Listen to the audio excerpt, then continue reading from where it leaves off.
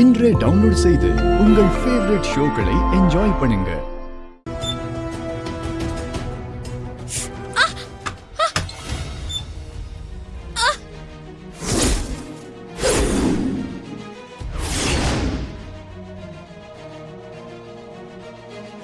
மகா மாதிரி இருக்கே. இந்த நேரத்துல கையில பேக்கோட எங்க போறா? எதுவும் சொல்லவே இல்லையே. என்கிட்ட சொல்லாம அவ போக மாட்டாளே. மகா மகா, ஐயோ, இந்த ராத்திரி நேரத்துல எதுக்கு பேக்கோட போறா? அவ முகம் வேற சரியில்லையே. ஏதோ தப்பா படுதே. ஒருவேளை அவ இந்த வீட்டை விட்டு போக முடிவு பண்ணிட்டாளோ? அப்படிதான் இருக்கும்னு தோணுது. மகாவை போக விட்டுடக்கூடாது.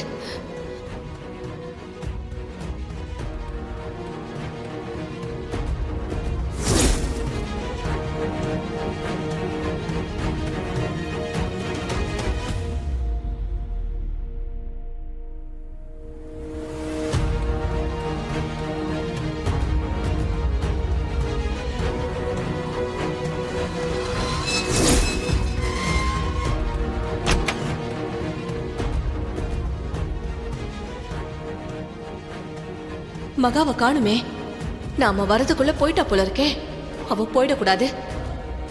நடந்த பிரச்சனையில மகா ரொம்ப மனசு விட்டுட்டா போல இருக்கு. மகாவை போக விடக்கூடாது. உடனே இந்த விஷயத்தை திரு கிட்ட சொல்லி மகாவை போய் திரும்ப கூட்டிட்டு வந்துடணும்.